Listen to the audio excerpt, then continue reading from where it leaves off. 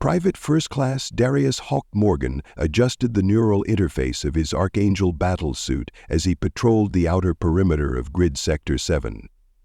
The morning sun filtered through the massive canyon trees, casting dappled light across the hovering transport ahead of him.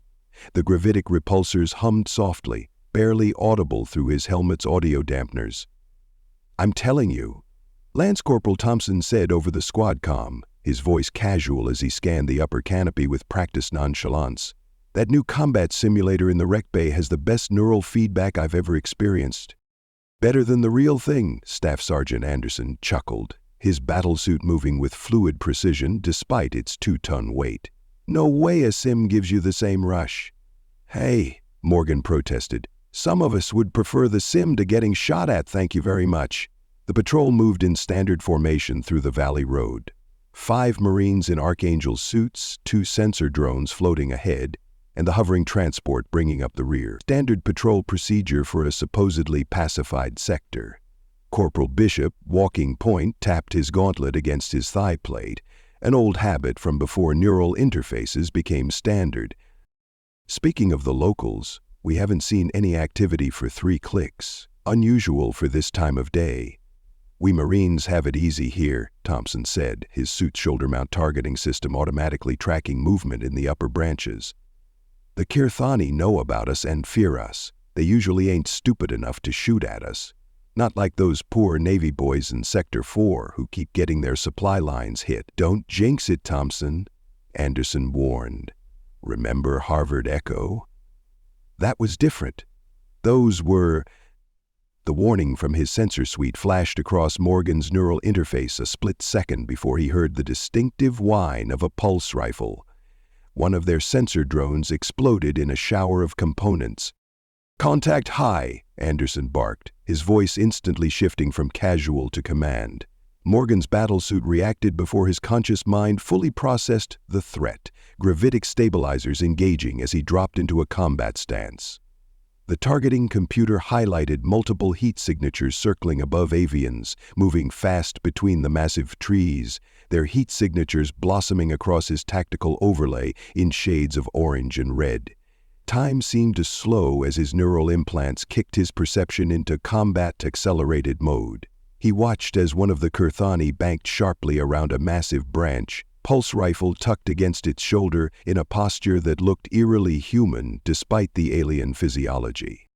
Morgan's targeting systems calculated the trajectory, wind resistance, and probable evasion patterns in milliseconds. A blinding flash struck his right shoulder pad, the energy pulse dissipating across his shield with a sound like thunder contained in a bottle. His HUD flashed damage assessments, minimal at 12% integrity loss, but the targeting systems needed recalibration after the electromagnetic pulse. "Taking fire," he called out, his weapon system automatically tracking the fastest-moving target. The mass driver in his right gauntlet hummed as it charged, the barrel extending from his forearm plating. "I count 9 hostiles, Grid Alpha 7, elevation 170 meters. Another volley of energy pulses rained down. One caught Thompson in the leg joint, momentarily destabilizing his suit's gyroscopic system. The Marine stumbled, a stream of colorful expletives flowing over the comm channel as his suit's auto-stabilizers fought to keep him upright. Bishop took a direct hit to his helmet, the shield flaring bright blue as it absorbed and dissipated the energy, momentarily blinding his optical sensors. "Shit! Lost visuals," Bishop barked, his suit automatically shifting to sonar-based targeting while his optics reset. "Switch to infrared, they can't mask their heat signatures," Anderson commanded, his own weapon already tracking upward, the distinctive whine of a plasma cannon powering up, cutting through the morning air. Morgan felt oddly calm as his training took over. He established a stable firing position against the transport, his neural interface mapping optimal firing solutions as the avians continued their aerial assault. His first shot went wide, superheated particles from his mass driver searing through the canopy and igniting a branch 50 meters up. His second shot connected with a Kirtani's wing, the impact spinning the alien fighter into a spiraling descent.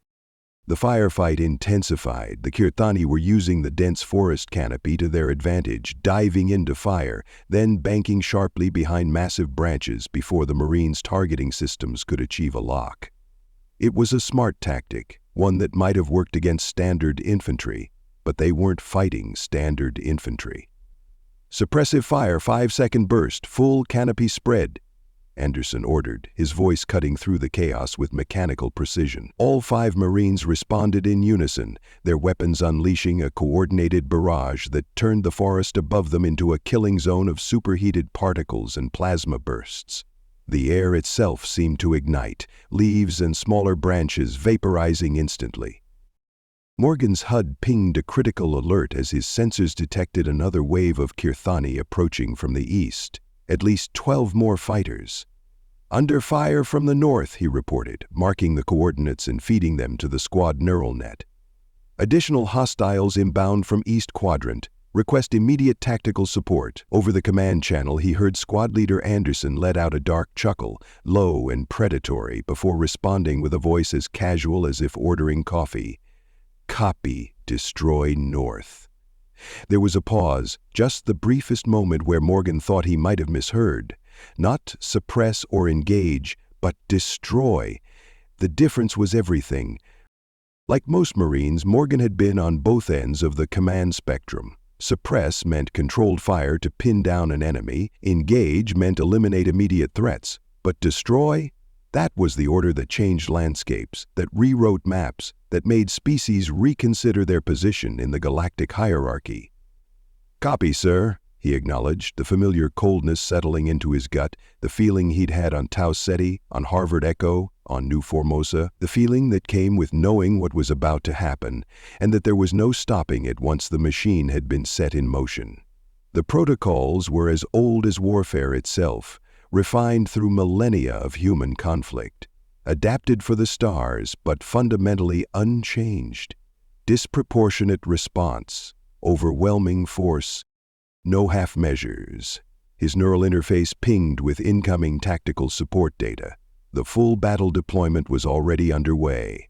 Above them, the morning sky darkened as orbital defense platforms realigned, their massive silhouettes barely visible through the atmosphere. Ancient weapons of humanity pointed at yet another species that had miscalculated. Morgan's comms crackled with new transmissions as tactical networks expanded exponentially, dozens of encrypted channels suddenly overlapping as the full might of the Marine Expeditionary Force awakened. Response teams that had been on standby since the first human boot touched this world were now mobilizing, their deployment signatures cascading across his tactical overlay. "All units go weapons free," Anderson ordered calmly. "Full spectrum response authorized. QRF inbound. Hawk marked targets for the swarm." "But sir, there's only about 20 of them," Thompson said, a rare note of uncertainty in his voice. "And that's 19 too many," Anderson replied. "Mark your targets, Marine." Morgan's targeting system synced with the incoming combat drones, his neural interface highlighting priority targets with cold efficiency. The system didn't just mark the visible Kirthani, but extrapolated likely positions of additional fighters and support structures. Flight patterns were analyzed, projected backward to probable launch points, forward to likely fallback positions. In seconds, the drones had built a comprehensive three-dimensional map of the entire Kirthani resistance network within 50 square kilometers. "Targets marked," he confirmed, feeling the vibration through his boots as the first wave of gravitic assault platforms entered the engagement zone, their engines creating a subsonic hum that resonated in his chest cavity despite the suit's dampening systems. His HUD lit up with deployment information scrolling down the right side of his vision. Lessons deployment. Orbital localized defense grid activated. Aerial 24 combat drones, 8 Archangel flights ground. 2 strike teams, 4 gravitic platforms ordnance. Tactical yield only, nanosuppressors primary. Morgan had seen deployments like this before. The casualness of tactical yield only never failed to send a shiver down his spine. On some worlds, tactical yield had meant the difference between terraforming and extinction. The forest canopy above them suddenly came alive with combat drones, their gravitic engines barely audible as they achieved attack formation. Each unit was about the size of a human torso, its matte deck exterior designed to absorb rather than reflect light. They moved with unsettling precision, adjusting their positions with microscopic corrections that seemed almost organic in their fluidity.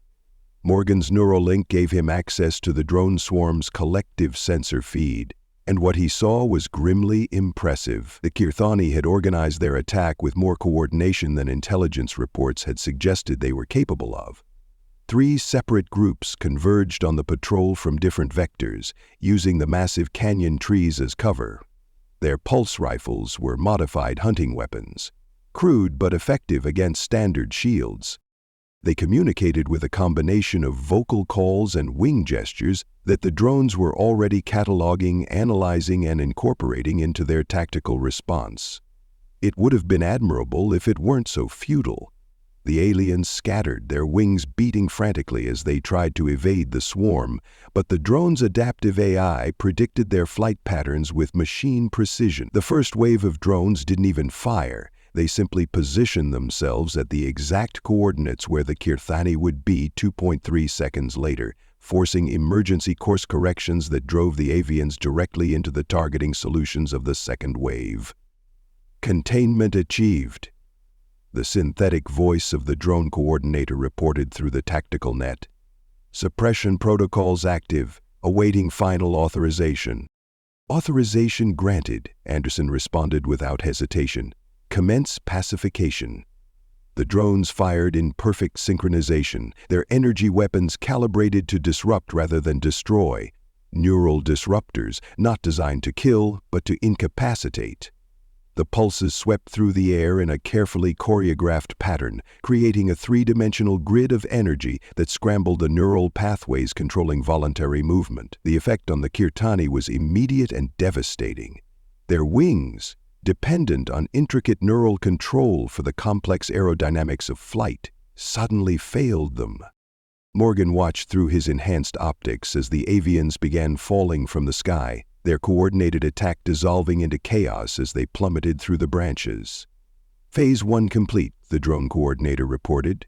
23 hostiles neutralized. Commencing Phase 2. The second wave was even more impressive than the first. Specialized drones deployed nanoswarms, clouds of microscopic robots programmed to target the specific biological structures that enabled a Kirthani flight. The nanites attached to flight feathers, disrupting their electrostatic properties and rendering them aerodynamically inert. "They're targeting the medical station at grid point 339, Bishop called, his targeting system highlighting energy pulses striking the small outpost 200 meters east. The structure's shield flickered as it absorbed multiple hits, its integrity dropping rapidly. Anderson's voice remained calm. Noted, collateral evaluation 0. Morgan knew what that meant. 0 restraint, no limitations, the complete and unrestricted application of force. It was the kind of authorization that came with attacking medical personnel, a line that, throughout human history, had always been met with the harshest response. In his HUD, Morgan watched as the tactical parameters shifted, restrictions and safeguards disappearing from the mission profile. Targets previously marked as civilian infrastructure were redesignated as military objectives. Population centers were recategorized from restricted engagement zones to pacification priorities. The first wave of nanoswarms deployed, filling the air with microscopic hunters that disrupted the aliens' wing feathers. The nanites worked with ruthless efficiency, targeting the electrical pathways in the feathers that allowed the Kirthani to manipulate air currents with microscopic precision.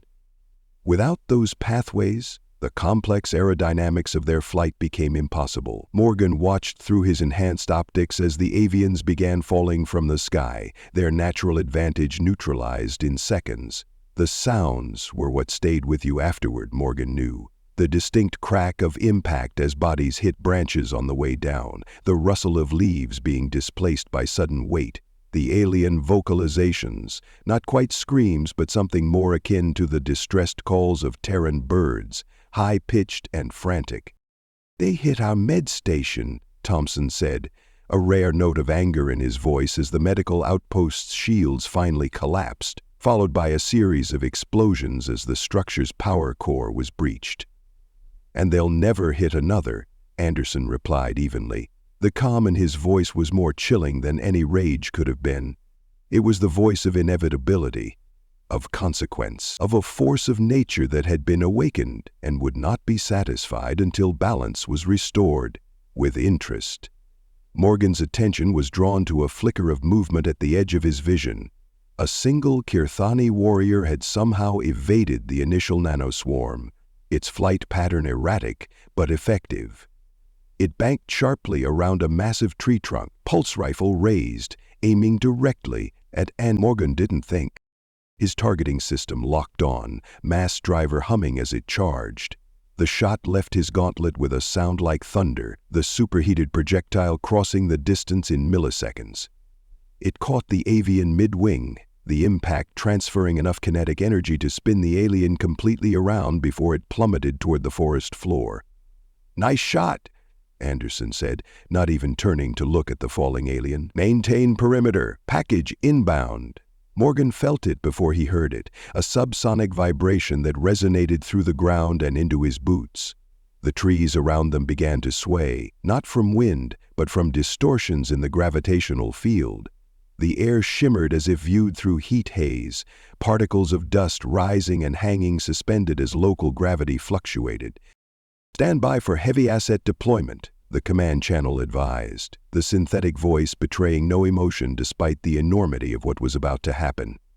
A brilliant flash of light erupted from the north as the first of the heavy Archangel units arrived, their arrival bending space just enough to create a momentary aurora as they transitioned from FTL to conventional propulsion. These weren't the standard battle suits worn by the patrol. They were the elite variant, third-generation Archangels, piloted by veterans with neural links so complete they were practically symbiotic. Their shoulder-mount particle cannons vaporized a section of forest the size of a city block with their first synchronized volley. Trees that had stood for centuries were reduced to their component atoms in microseconds. The destruction so complete that there wasn't even ash, just a perfect hemispherical void where solid matter had once existed. The vibration traveled through the ground, up through Morgan's boots and into his chest, a physical manifestation of raw power being unleashed. The air smelled of ozone and something else, the indescribable scent of matter being converted directly to energy. "First wave deployed," the tactical net confirmed. "Establishing containment perimeter." The QRF units deploying to secondary targets. More Marines were arriving now, dropping from gravitic platforms with practiced precision, their black boots hitting the ground in perfect formation. Despite the chaos of battle, there was something almost choreographed about their movement, each step placed with purpose, each position optimized for maximum tactical advantage. The clearing was rapidly transforming into a forward operating base. Holographic command interfaces springing into existence as tactical officers established the nerve center of the operation. Containment fields hummed to life, creating a secure perimeter that nothing could penetrate. Not physically, not electronically, not even through the quantum entanglement methods that some more advanced species employed.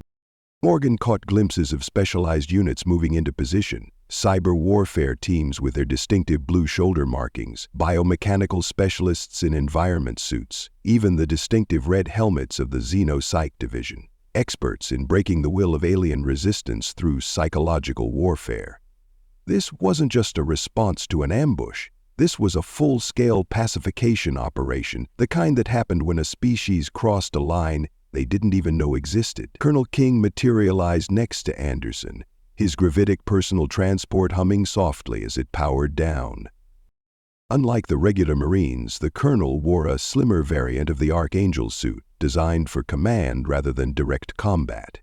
Its sensor arrays were more sophisticated, its communication systems more powerful, its neural interface more deeply integrated with the tactical network. "Status report," he said, his voice calm but carrying the unmistakable weight of authority. "Patrol ambushed, 2 Marines with shield damage only," Anderson responded, straightening to attention despite the ongoing chaos around them. Hostiles targeted sensor drone and medical facility before engaging. Rules of engagement, package Charlie 7 authorized and underway. The colonel's faceplate remained opaque, hiding his expression, but his posture shifted slightly, a subtle tensing that Morgan recognized from previous engagements. Charlie 7 wasn't just any response protocol. It was the designation for complete pacification of a resistance movement, root and branch, not just combatants but infrastructure and support networks. It was the protocol that didn't just win battles but prevented future ones by making the cost of resistance unthinkably high. Casualties? King asked. Medical facility staff, sir. 4 confirmed KIA, 2 wounded. The hostiles breached the shields and targeted the life support system specifically.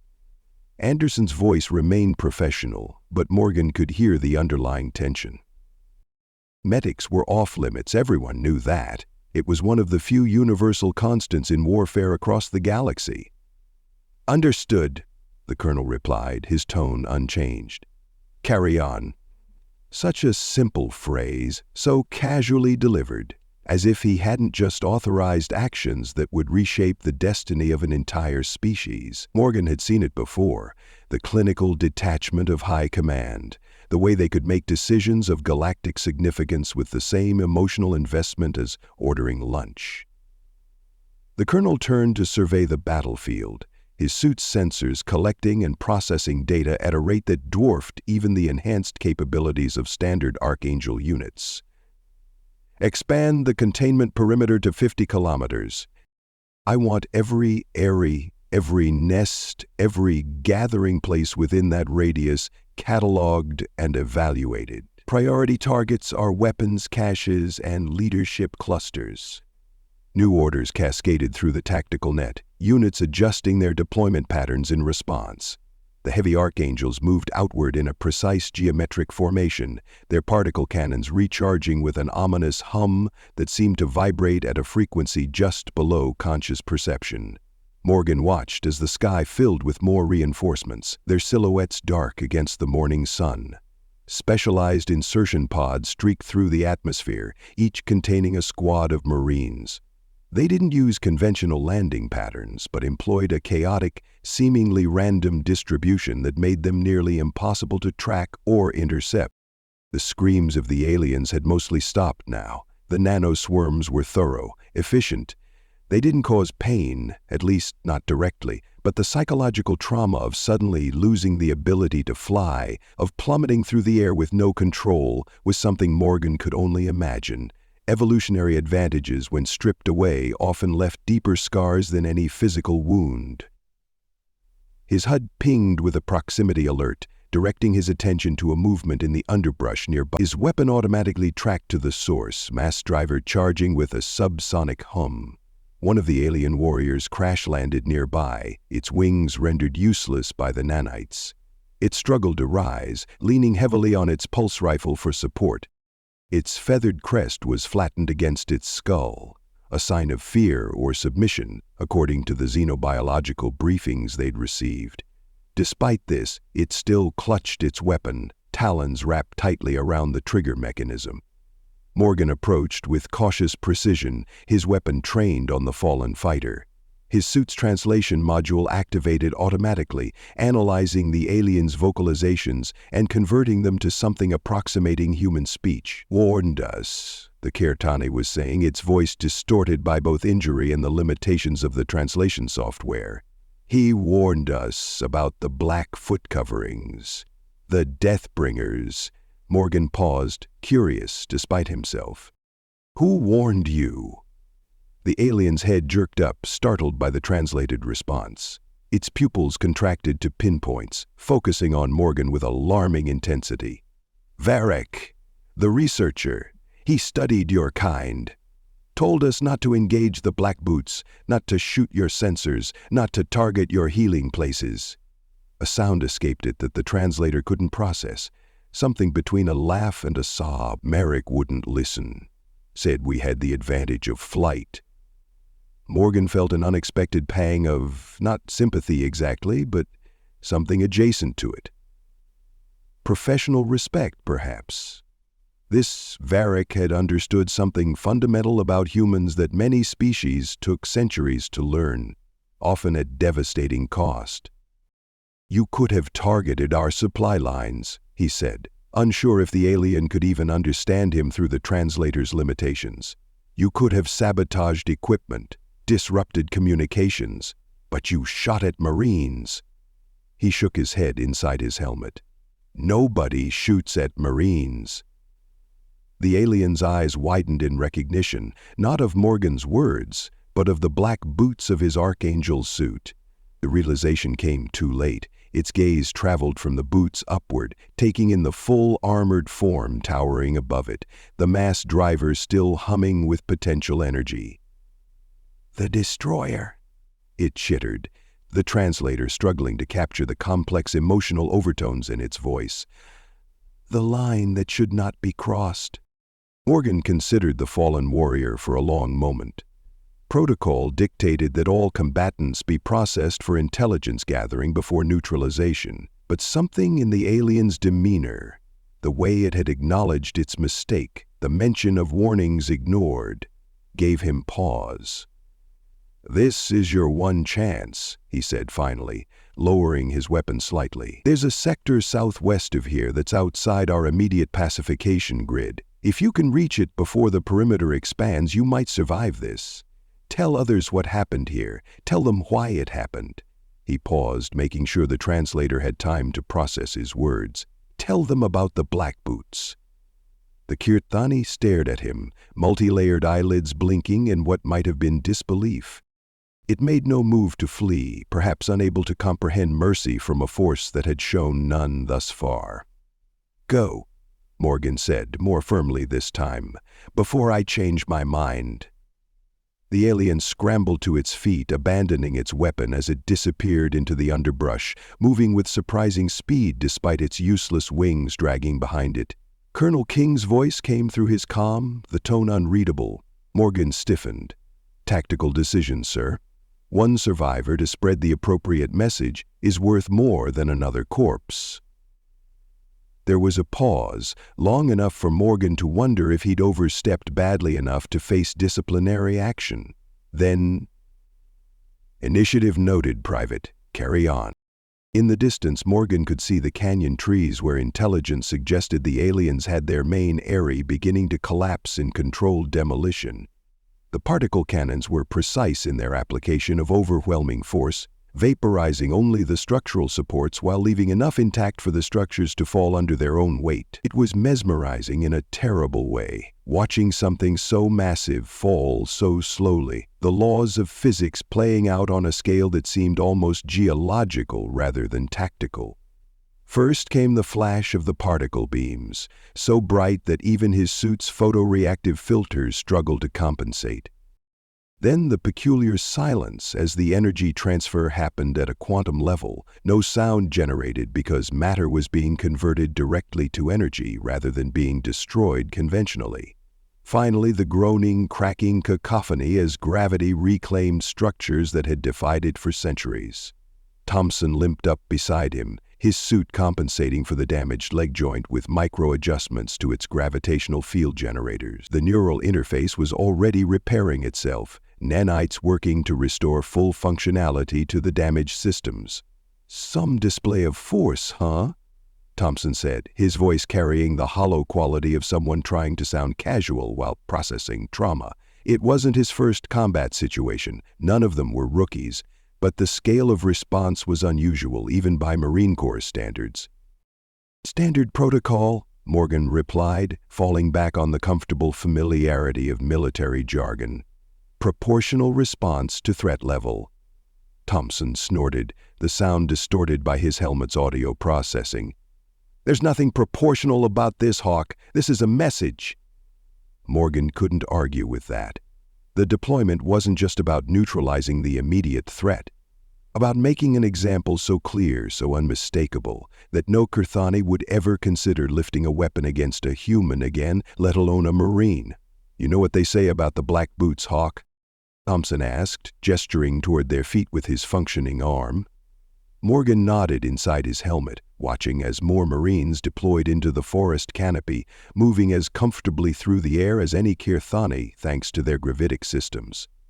The irony wasn't lost on him that humans' evolutionary ground dwellers had conquered the skies through technology, while the naturally airborne Kirthani now found themselves grounded by the same. "Yeah, don't shoot at them." The tactical net pinged with updates as the operation expanded. What had started as a response to a small ambush had evolved into a full-sector pacification mission. Satellite imagery showed Kirthani settlements being evacuated throughout the region, their inhabitants fleeing ahead of the expanding perimeter of Marine activity. They were learning quickly that proximity to the Black Boots had become a liability. His HUD updated with new mission parameters as the pacification operation expanded to neighboring sectors. Automated systems assigned him to a sweep-and-clear team, tasked with securing a secondary ARI cluster 10 kilometers east. The assignment included detailed tactical overlays, threat assessments, and rules of engagement. The rules were simple enough. Any armed resistance was to be neutralized immediately. Unarmed Kirthani were to be processed through containment protocols and relocated to designated safe zones. Infrastructure was to be disabled but not destroyed unless it showed signs of military application. It was, by Marine standards, a restrained approach. The fact that this counted as restraint said everything about what the alternative looked like. The message was simple, the doctrine unchanged over centuries of conflict across a dozen worlds. Shock and awe. Morgan checked his weapons system, the mass driver fully recharged and ready for the next engagement. His shield had already self-repaired, the nanites in his armor replacing damaged components with fresh ones synthesized from the ambient atmosphere. His neural interface reported optimal functionality, all systems green. He stepped forward, his black boots leaving perfect impressions in the soft soil of an alien world that had just learned the oldest lesson in warfare. Some lines should never be crossed. Thank you so much for listening to this story. I hope you enjoyed it. Be sure to leave it a like and to subscribe if you'd like to see more. Feel free to comment and share it as well. With all that said, go on and check out the video in the top left. I think you might like it.